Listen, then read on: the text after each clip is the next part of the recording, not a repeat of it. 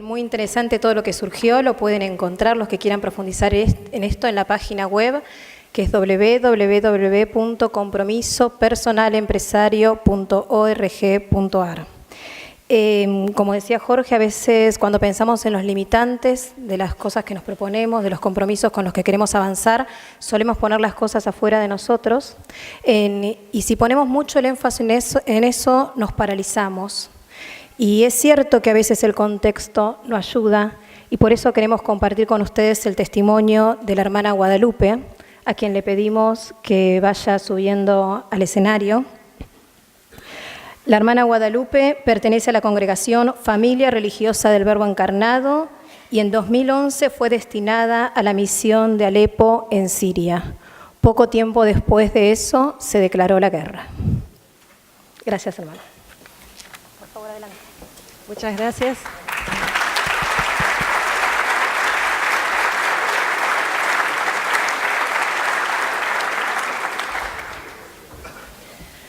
Muchas gracias por esta invitación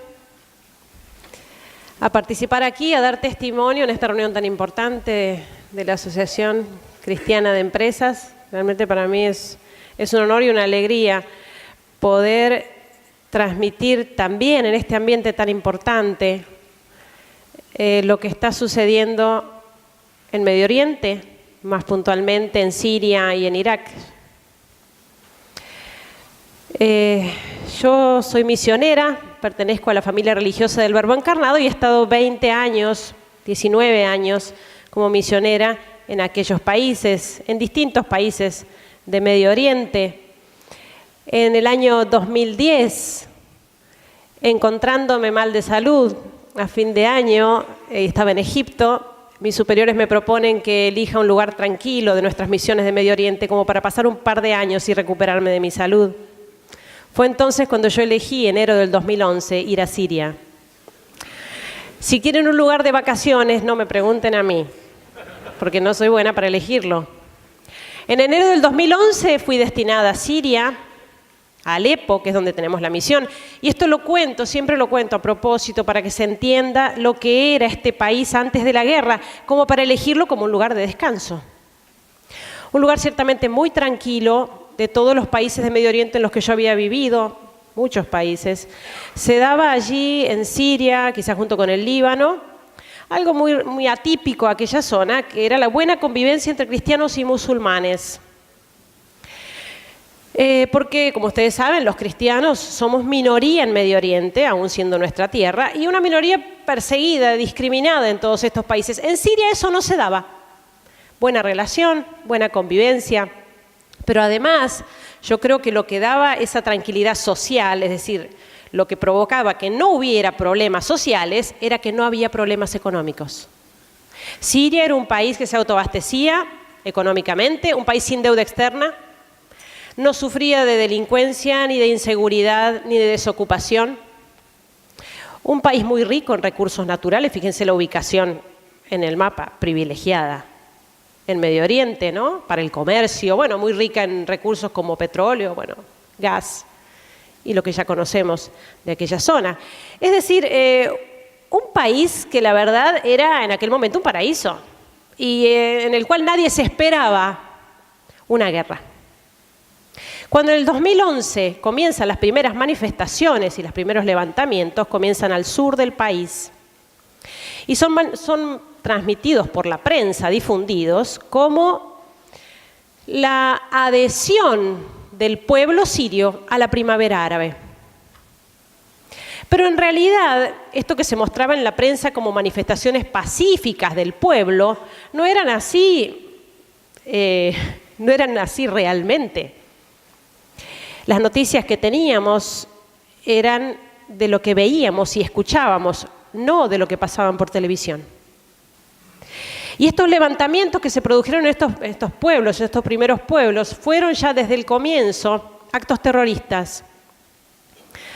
La gente decía, han entrado grupos armados a los pueblos, son extranjeros, hablan otros dialectos, no son sirios, están provocando disturbios, ya han descuartizado varios cristianos.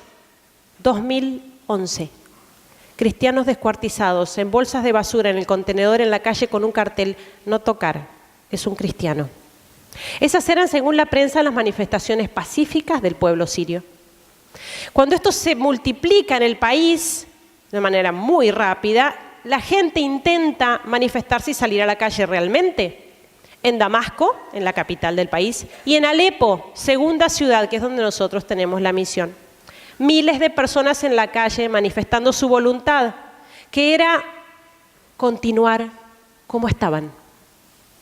Esto obviamente Occidente no lo entiende. Y Occidente pretende, yo creo que es un grave error, Occidente pretende imponerle a los árabes cuál es la mejor manera en que van a vivir, sin conocer la idiosincrasia, la cultura, la historia, las circunstancias que vivimos allá. Y pretendemos, como occidentales, exportar nuestras democracias y decirles, así van a estar muy bien, ¿eh? La gente que decía en la práctica, nosotros no teníamos problemas, gracias, queremos seguir como estábamos. ¿Es el mal menor? Será el mal menor. No queremos cambio, y menos un cambio para peor. Esto no termina en democracia, termina en fundamentalismo islámico.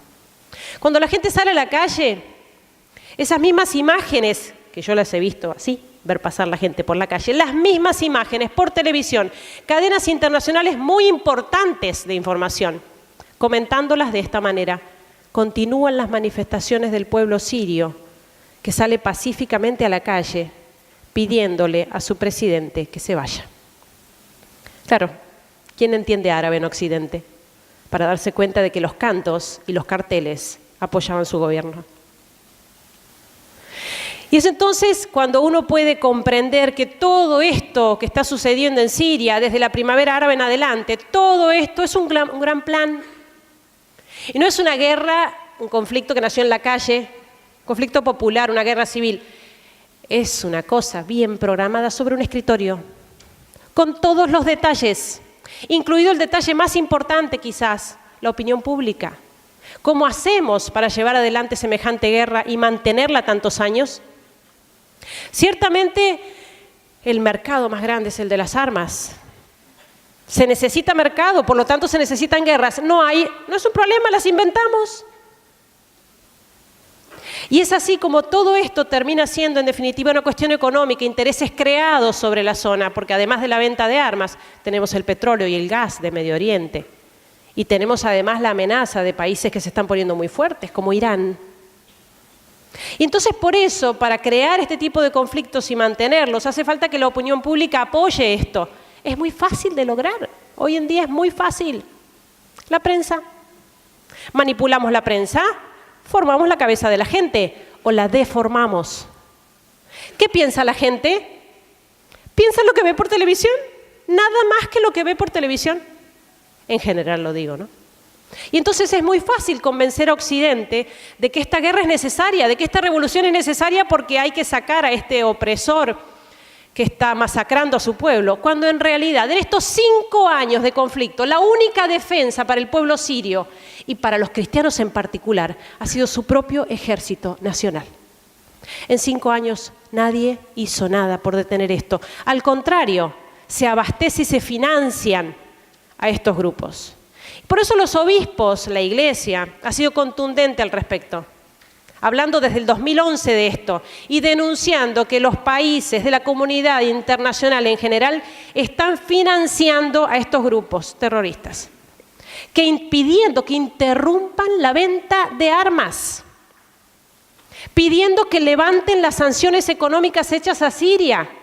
Se lo pidieron los obispos hace muy poco, en una declaración conjunta, la Unión Europea. Basta, levanten las sanciones económicas, tenemos un país destruido. Embargo al petróleo, bloqueo de toda actividad financiera desde el 2011, prohibición de exportación de muchos productos. El embargo al petróleo, sin embargo, dicen los obispos, de manera muy curiosa, se levantó en el 2012. ¿Por qué? Porque ya en el 2012 la mayor parte de los pozos de petróleo estaban en manos ¿de quién? De los rebeldes, de los grupos fundamentalistas y del ISIS. Y entonces había que dar luz verde para que pudieran vender petróleo que Europa compra y así financiar la guerra. Y por eso, fíjense cómo tenemos a países tan importantes que se llenándose la boca hablando de derechos humanos y libertad y democracia por detrás, vendiendo armas y financiando al terrorismo. Los obispos no se han callado en Siria y en Irak.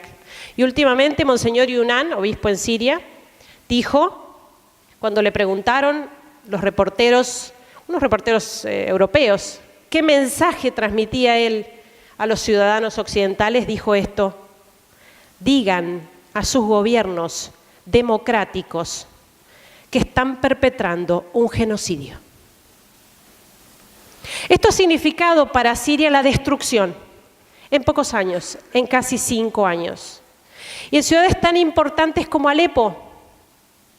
Alepo, aun siendo la segunda ciudad, era la más importante, es la más importante del país, porque ahí está el eje económico, ahí se mueve todo, sociedad de clase empresarial.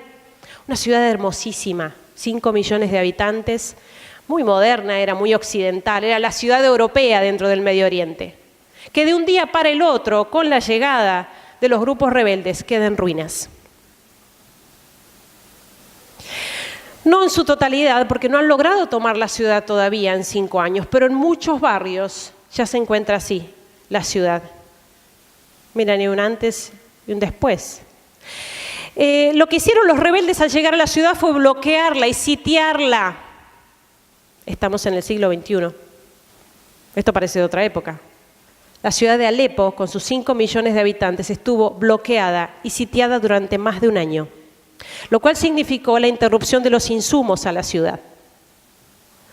Se acabó el combustible, se acabó el gas, se acabaron los alimentos perecederos, todo lo que entra del campo. Luz y agua. Luz 1 hora al día o 2 horas al día. Agua 1 vez por semana o cada 10 días. Gente que lo tenía todo, un bienestar económico impresionante el que se vivía en Alepo. Señoras, amas de casa, que no eran tan amas de casa, señoras, madres de familia, que tenían su filipina que les hacía todo en la casa, porque era la costumbre, cada familia tenía su filipina.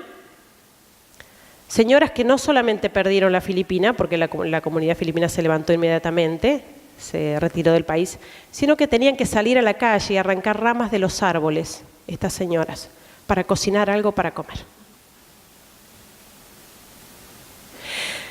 Este bloqueo significó el ataque permanente a la ciudad. Los grupos rebeldes desde las afueras atacan la ciudad y no hay lugar seguro en toda la ciudad de Alepo.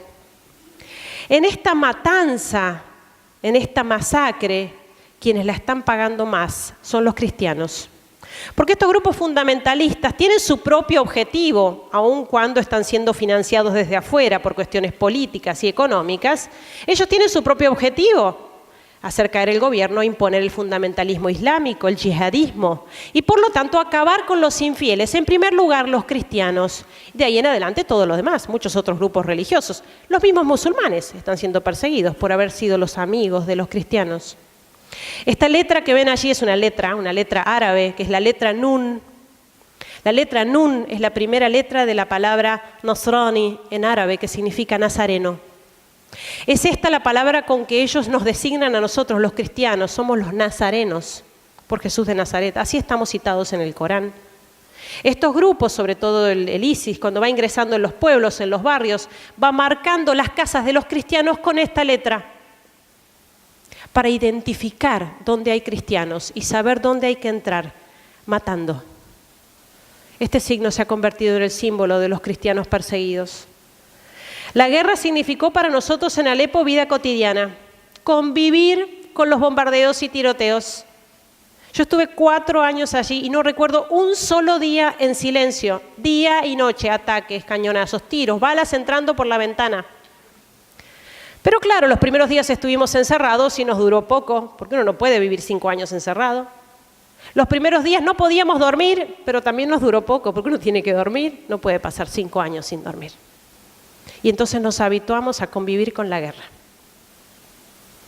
Y acostumbrados a ciertos códigos, nosotros salimos a la calle siempre con buen calzado para poder correr, muy atentos a los ruidos, son permanentes los ataques, ¿no? Ya distinguimos más o menos las armas, el tipo de arma, la distancia, podemos llegar a calcular para saber por dónde uno tiene que manejarse, pero Puede pasar en cualquier momento que uno pierda su vida allí, o sea, que a uno le caiga una bala cerca y le pique al lado y la levante caliente del piso. Es cosa de lo más frecuente. Esto ha significado para la gente de Alepo, sobre todo para los cristianos, la pérdida completa de sus empresas. Toda la parte empresarial e industrial estaba ubicada en las afueras de la ciudad. La primera parte, que fue el primer lugar tomado por estos grupos, incendiados y saqueados estos lugares. Empresarios que llevan 5 años, como este señor de la parroquia, 5 años sin trabajo, a los cuales se les quemó la fábrica, la empresa, estamos hablando de empresas muy grandes con 200, 300 empleados a ese nivel. Padres de familia que no han logrado volver a trabajar, como se podrán imaginar, y que no vislumbran para ellos ni para sus hijos, sobre todo, un futuro. La preocupación en ellos se nota mucho. Es llamativo porque uno normalmente ve llorar a las mujeres, ¿no? Es muy típico, las mujeres somos lloronas, ¿no? Pero es impresionante en misa ver llorar a los hombres. Estos hombres, empresarios. Estos grupos no perdonan. La ciudad de Alepo está siendo castigada en todos sus puntos, sobre todo en barrios cristianos, pero no hay lugar seguro. Esto es un hospital, por ejemplo, destruido. Mezquitas también, por supuesto. La caída de proyectiles permanente en los barrios cristianos, uno detrás de otro, lo cual hace que la asistencia sanitaria esté totalmente colapsada. Esto no es película americana. Cuando ocurre una explosión de estas, no vienen las ambulancias, ya no las vemos. Vienen los camiones, las camionetas, a cargar heridos, los que parece que estuvieran con vida todavía, todos apilados en un camión, eso va derecho al hospital, a los hospitales. En otra camioneta, los restos, y juntan con bolsas de basura, esas grandes de consorcio. Una cabeza, un pie, un brazo, un nudo, y eso va al camión, y toda la morgue. Rápidamente se limpia la calle por el tema de las pestes y las enfermedades, se podrán imaginar. Al rato la vida continúa. Si uno quiere reconocer víctimas, buscar a alguien, tiene que ir a la morgue y abrir bolsa por bolsa para encontrar algo de la persona que está buscando. Eso es lo que viven nuestros cristianos todos los días. La presencia de francotiradores también en la ciudad, sobre todo en barrios cristianos, es de lo más típico. Son los lugares donde sabemos que tenemos que correr mucho más para no ser alcanzados por las balas. Iglesias destruidas, en ruinas en toda Siria. Pensemos que Siria, que tenía 22 millones de habitantes, se estima que tiene unos 12 millones de refugiados. Es decir, más de la mitad del país, más de la mitad de la población del país que tiene su casa en este estado, como ven en la foto. ¿Cómo se soluciona eso? Recibamos refugiados, abrimos fronteras y recibimos a todos. Está muy bien ayudar a los refugiados, hay que hacerlo en la medida de las posibilidades, tampoco es cuestión de desvestir un santo para vestir otro. Pero tenemos que saber que cuando ayudamos a los refugiados estamos solamente emparchando, poniendo un parche al problema, no lo estamos solucionando. Y con esto también nos entretienen en los medios, es parte del plan, no lo olviden. Porque la oleada de refugiados que entró en Europa, millones de refugiados, no eran en su mayoría gente huyendo de la guerra en Siria y en Irak. Aprovechó todo el mundo para entrar. Y entonces, si queremos ayudarlos realmente, lo que tenemos que hacer es cerrar la canilla, cerrar la fábrica de refugiados, que es la guerra. Poco y nada se habla de eso. ¿Quién habla en los medios de detener la venta de armas, de detener el financiamiento de esta oposición que según llaman es moderada? Que no sé qué tiene de moderada, a no ser que descuartizar a una persona sea moderado. Y por tanto el tema de los refugiados también en cierta manera es un engaño y tenemos la idea romántica del refugiado, ¿no? Que recibimos las familias y con eso ya solucionamos el problema. Cuando la gente no se quiere ir de su tierra. Un niño sirio, adolescente, habló en los medios muy bien y dijo: nosotros no queremos ir a Europa, estábamos muy bien en Siria, paren la guerra. Los cristianos son los que más están sufriendo esta situación Y ciertamente es algo desconocido. Estoy segura que muchos de ustedes hoy escuchan por primera vez de que los cristianos están siendo masacrados en Siria desde hace 5 años. Esta mujer cristiana, en un pueblo ya tomado totalmente por el Estado Islámico, atada a la columna para que todo el que pase la golpee hasta que ella pida convertirse al Islam. Y no lo pide. Y muestro esto por mostrar de lo más suave, no vamos a ser morbosos. Pero ustedes habrán escuchado, quizás, habrán visto los videos que ellos mismos difunden de las decapitaciones. No es que hay decapitaciones cuando sale un video. Hay decapitaciones con video o sin video. Decapitaciones todos los días de cristianos. Cristianos crucificados, niños crucificados o enterrados vivos a la vista de sus madres por ser cristianos. Esto es lo que está sucediendo en Siria y en Irak. Cuando uno escucha la repercusión que tienen los medios, un atentado en Occidente, o mejor dicho, cuando yo escucho la repercusión que esto tiene en los medios, me produce mucho dolor. No porque no deba ser así, sino porque pienso, ¿por qué no lo mismo por nuestros hermanos de Siria y de Irak? Cuando sucedió lo de Francia, lo recordarán, en diciembre del año pasado. No se hablaba de otra cosa en los medios, en todas partes, el atentado en París, y todo el mundo con la banderita de Francia en los perfiles, ¿no? En modo de solidaridad, y se rezaba por ellos en todas partes, y se los recordaba a las víctimas, y está muy bien. Pero pensemos, supongamos, tratemos de imaginar, ¿qué hubiese pasado si ese atentado, que fue un viernes, si lo recuerdan, fue un viernes, ¿qué hubiese pasado si al otro día, sábado, ocurría otro atentado en la misma ciudad de París? Imagínense la explosión en los medios. Segundo atentado en la misma ciudad de París. El domingo de nuevo, imaginen. Y lunes, y martes, y miércoles, multipliquen por 5 años. Eso es lo que está viviendo el pueblo sirio. Eso es lo que están viviendo nuestros cristianos. ¿Quién se acuerda de ellos? Nuestros jóvenes en la parroquia dicen, ¿por qué nadie habla de nosotros? ¿Por qué nadie habla de lo que nos está pasando? ¿Es porque no somos europeos? Miren ahí en esta foto algunos de los nuestros, algunas familias. Me gusta mucho esta foto porque hay una mezcla de todo un poco. Miren los niños, miren esas caras. Miren las caras de los jóvenes. Miren esos rostros, miren los ancianos. ¿Quién me cree cuando le digo que esta es la gente que está viviendo en guerra? Que esta es la gente que está viviendo esta situación que les he resumido en media hora. Imagínense, si ustedes media hora escuchándome, media hora escuchando contar lo que pasa, se duele, les veo las caras, se duelen, lo sufren con ellos, realmente lo están sufriendo con ellos, por escucharlo contar media hora.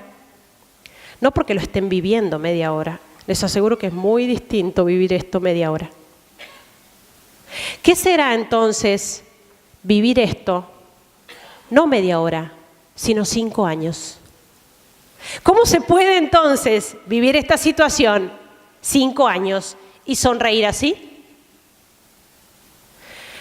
Algunos de estos jóvenes ya eran empresarios y han perdido todo, absolutamente todo.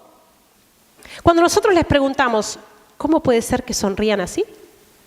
Que sonrían más que antes, porque les tengo que decir sinceramente que esta gente cambió. Antes de la guerra, era gente que vivía muy bien, en mucho materialismo, cristianos que practicaban su fe, iban a misa el domingo, pero a la par de la misa todos los vicios habidos y por haber, y pecados, y bueno, y juntar y amontonar. Y ahora de un día para el otro lo pierden todo, todo.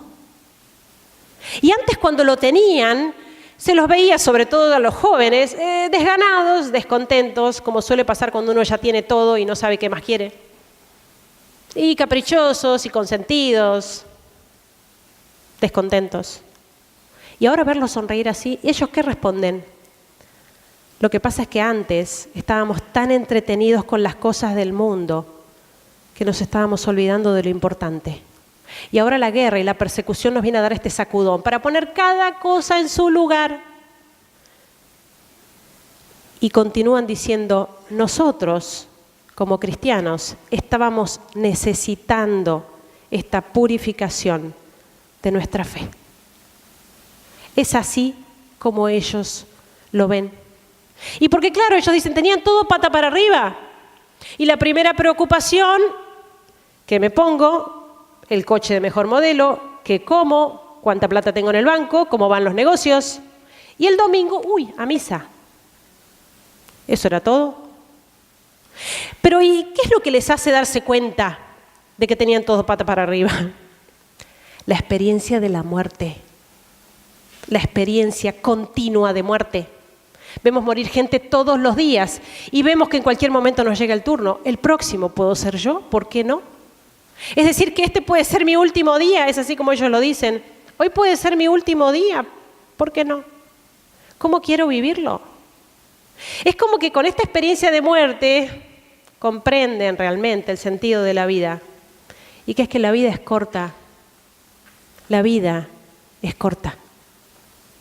¿Qué son 60 años? ¿Qué son 80 años? ¿Qué son 100 años comparados con una eternidad? Eso. Nada.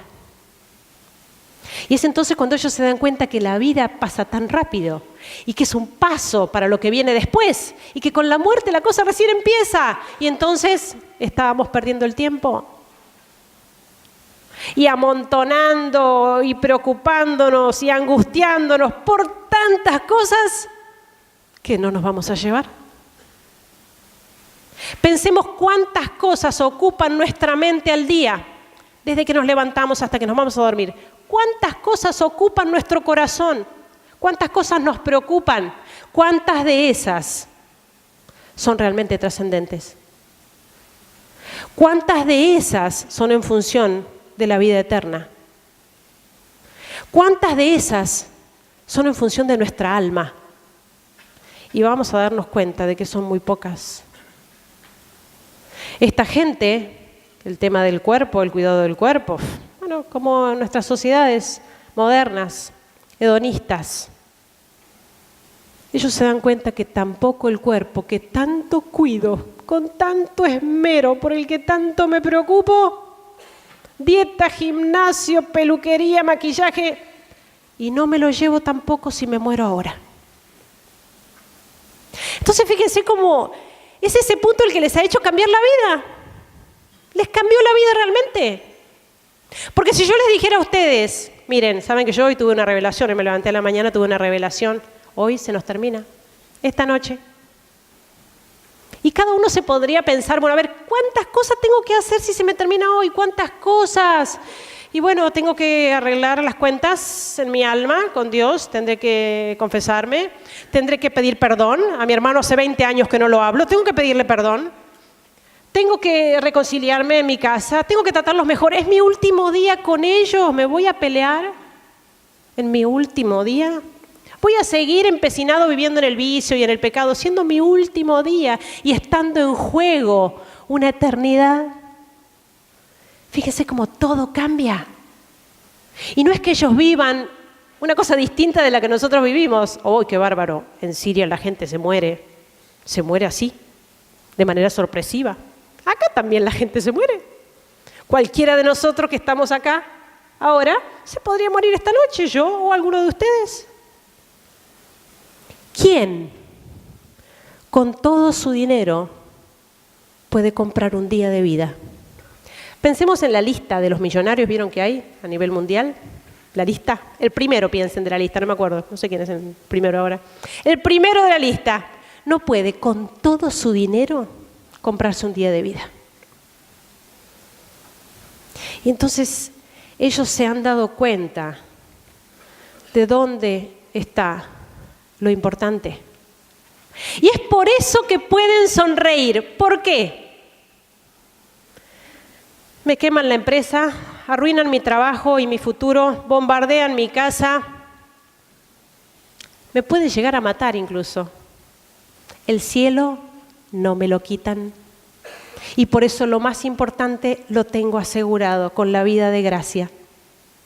Los jóvenes dicen en la parroquia que entren y que me corten la cabeza limpita. Me lo decía un muchacho que es empresario, era empresario, muy exitoso. Que entren y que me corten la cabeza limpita. Yo soy cristiano y no voy a dejar de serlo. El cielo no me lo quitan. Esta señora, Amal, perdió a uno de sus 4 hijos. Los 4 empresarios también. Este joven estaba en el hospital porque había hecho una operación muy sencilla, una intervención quirúrgica muy simple y estaba esperando que le dieran el alta. Estaba con su madre, acompañado por la madre. Cae un proyectil cerca del hospital, tiembla todo y él le pide a su madre que vaya a pedir ayuda para que lo cambien de habitación más adentro. Cuando ella sale, cae un segundo proyectil delante de la ventana. Vuelve Amal, se vuelve sobre sus pasos y se encuentra en la habitación con su hijo despedazado en la explosión. Ella lo llora muchísimo a su hijo, se llamaba Nahum, pero ella dice, mi hijo ya estaba preparado para el cielo, yo lo veía preparado para el cielo. Y ella cuenta que cuando estaba con miedo de que le cayera algún proyectil en su casa, en barrio cristiano, era este muchacho, este hijo que le decía, con palabras del Evangelio, mamá, no tengas miedo de los que pueden matar el cuerpo, pero no pueden matar el alma. Ese es su secreto. Ese es el secreto de su alegría. Cuando ella me contó eso, yo me acordé de mi mamá. Mi madre, cuando yo regresé, ellos me apoyan para estar allá, por supuesto, cuento con el apoyo de ellos. Cuando regresé a los 2 años, y vine por un tiempo, un mes de vacaciones, y ya me regresaba de nuevo a Siria, le dije a mi mamá, bueno, pero ¿estás segura que querés que vuelva? No te preocupo demasiado, no te angustio demasiado. Y ella me dijo, por supuesto que me preocupa, yo sé que cualquier día te podés morir ahí, pero lo que me angustiaría terriblemente sería que alguno de mis hijos muriera en su alma, porque eso significa muerte eterna. Eso es lo que viven los cristianos perseguidos. Y pensemos nosotros, como ustedes, como padres de familia, con sus hijos, ¿qué es lo que desean para sus hijos? A ver, si cada uno pensara ahora, bueno, ¿qué deseo para mis hijos? Bueno, mi hijo que le vaya bien en este emprendimiento, en lo que está trabajando, en su empresa, en lo que sea, y que, bueno, que tenga salud y que no tenga problemas económicos, que eso es lo que deseamos para nuestros hijos. ¿Tan poco queremos a nuestros hijos? Que lo que queremos para ellos son 50, 80 años de prosperidad económica. ¿Eso es todo lo que deseamos para nuestros hijos? Nosotros tenemos que desear para nuestros hijos prosperidad eterna, no temporal. Y eso tiene que ser nuestra preocupación. Esta mujer, Nadine, esposa de un empresario muy importante que perdió todo con el comienzo de la guerra, me dijo un día, emocionada entre lágrimas, me dijo, va a sonar mal lo que le voy a decir, hermana, pero estos últimos años son los años más felices de mi vida. ¿Cómo puede decir eso una mujer que ha perdido todo? Porque ella dice que ganó lo único importante. Sí, en lo material, todo. En lo espiritual, ganaron y mucho. Y cuando a mí me dicen, me lo dicen muchas veces, obviamente, pobre gente lo que está viviendo. Yo pienso para mis adentros, sí, en cierta manera, pobre gente, pero en cierto aspecto, privilegiados, benditos, pobres de nosotros, que estamos tan lejos de eso. Cuando uno sale de allá, uno se habitúa a vivir entre ellos, en este ambiente, ¿no? De esta gente que ya no está preocupada por las cosas de este mundo, al menos como le preocupaban antes, sino que tienen los ojos allá, clavados en el cielo, y los ve con esa alegría, los ve ya medio flotando, digo yo, medio despegados de la tierra, mirando hacia arriba. Y uno sale de allá, y les digo sinceramente que con lo que uno se encuentra, es con gente mirando para abajo, mirando hacia el suelo, o arrastrándose en el suelo. A uno le da ganas de decir, ¿pero de qué están hablando? ¿Qué están haciendo? Tienen que darse cuenta de lo que está pasando. A uno le da ganas de despertar a todos. Y yo creo que es eso lo que hacen los cristianos perseguidos. Continuando con su vida cotidiana, porque no es que por esto se la pasen encerrados en la iglesia rezando y nada más, ¿no?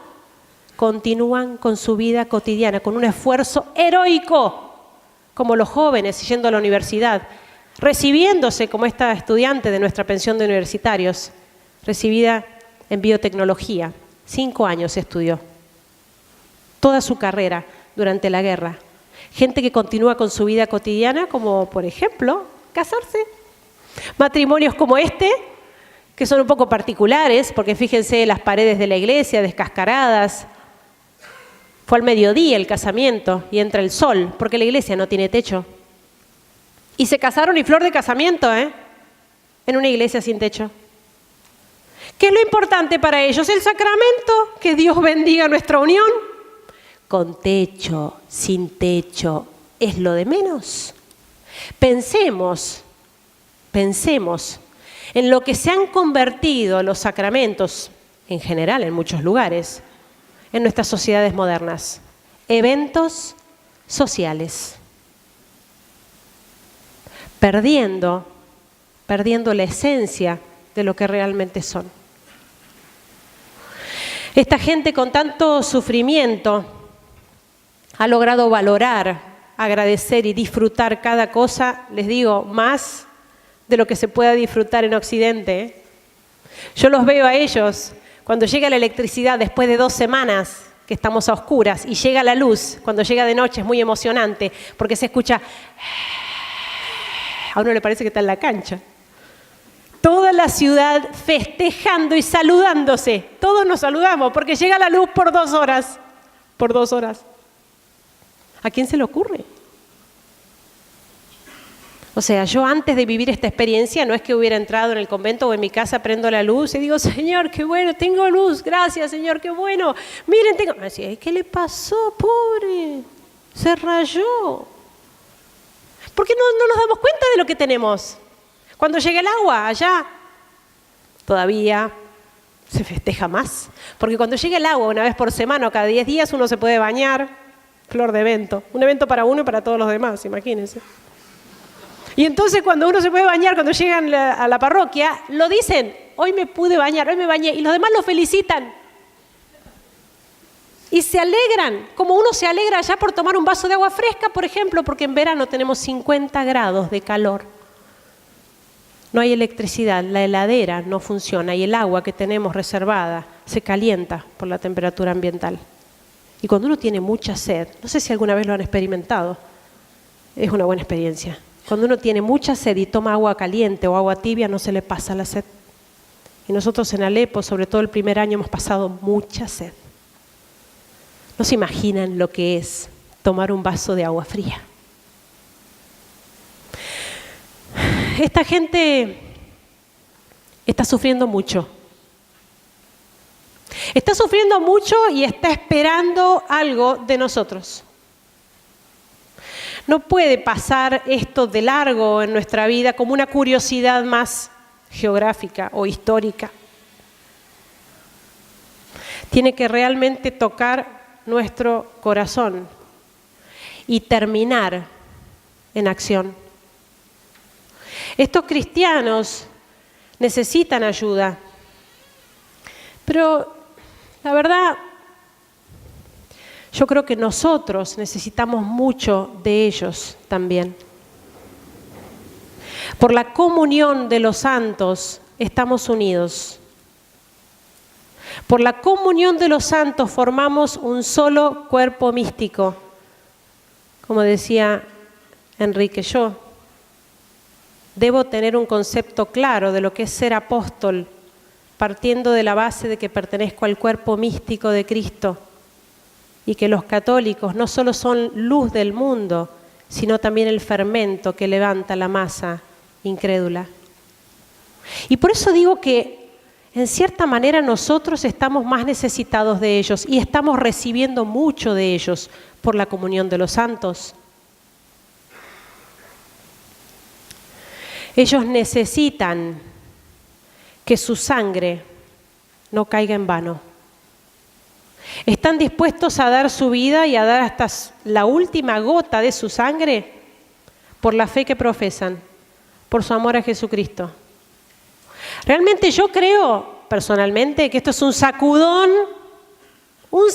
terrible, una cachetada para el cristianismo occidental dormido, adormecido, tibio, cómodo y acomodado con los criterios del mundo. Ellos sufren persecución allá, cruenta, de espada. Nosotros en Occidente no sufrimos este tipo de persecución, pero la hay ciertamente. Sutil, incruenta, solapada, pero persecución al fin. Persecución a la iglesia, persecución a Jesucristo, a nuestra fe y a nuestra moral, por los medios, por las leyes. Y es que lo que están viviendo los cristianos allá es simplemente el Evangelio, el mismo Evangelio que tenemos nosotros acá. Os perseguirán a causa mía. Y entonces, si soy cristiano, si soy realmente cristiano, tengo que notarlo esto. Tengo que notar que, como yo vivo de acuerdo a mi fe y a mi moral, eso choca con los criterios del mundo. Vosotros no sois del mundo, dijo nuestro Señor. Entonces, si mi fe y mi moral, como la estoy viviendo, no choca, entonces algo anda mal. Si ando tan bien con el mundo, no ando muy bien con el Evangelio. Eso nos tiene que sacudir y despertar. Y decir, si soy cristiano, la fe que profeso y la moral que tengo, se tiene que transparentar en todo mi comportamiento, en mi trabajo, en mi ambiente, en mi forma de pensar y en mi forma de hablar. Y manifestarme como tal. Estuve en España en diciembre, antes de Navidad, cuando salieron las leyes estas en varias alcaldías, comenzando por la de Madrid, de la prohibición de poner belenes, pesebres, que se vieran públicamente.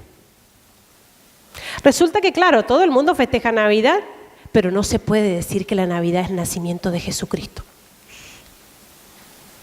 ¿Pero de qué estamos hablando? Porque ofende, porque eso ofende a los que no creen. ¿Perdón? Y lo peor de todo no es eso.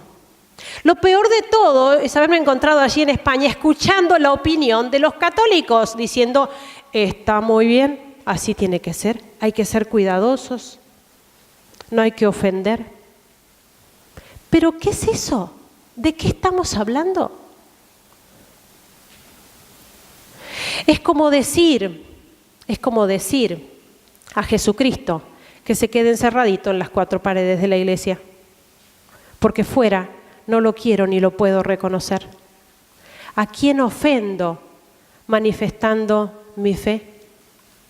Nosotros escondemos los signos religiosos porque incluso nos da vergüenza. Y los cristianos allá en Medio Oriente se tatúan la cruz. Desde pequeños a los niños les tatúan en la muñeca la cruz, preparándolos para el martirio. Ciertamente nos enseñan mucho. Ciertamente nos enseñan de que si vamos a vivir de acuerdo a nuestros principios, eso tiene que inundar la vida completa, sin miedos y sin cobardías. Los cristianos en Medio Oriente no pueden estar derramando su sangre en vano. Recemos por ellos, porque eso es lo que piden. Difundamos lo que está pasando.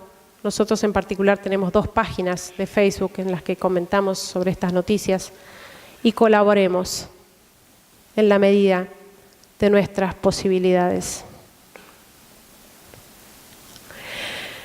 Les pido entonces a ustedes que sean transmisores de lo que hoy han escuchado. Y no solamente transmisores, que lo aprovechen, que esto les cambie la vida como me la cambió a mí. Que esto les cambie la vida como se la cambió a toda aquella gente Porque si no estoy dispuesto a morir por lo que creo, entonces no creo.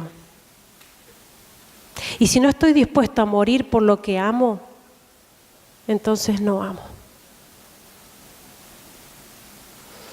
Bueno, y como soy monja y tengo que rezar, voy a terminar con una oración hecha canto, en árabe, con la intención de que ustedes los escuchen a ellos rezar y cantar.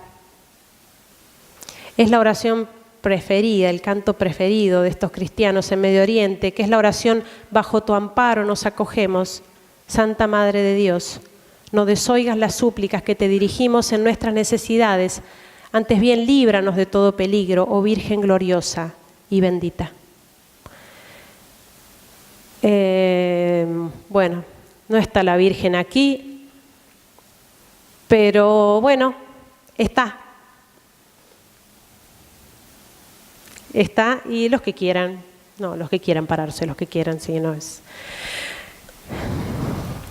في ظل حمايتك نلتجئ يا مريم لا ترد طلبتنا عندما ندعوك يا فخر البرايا يا خير الورى يا بحر العطايا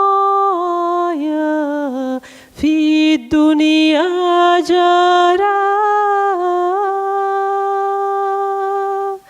في ظل حمايتك نلتجئ يا مريم لا ترد طلبتنا عندما ندعوك.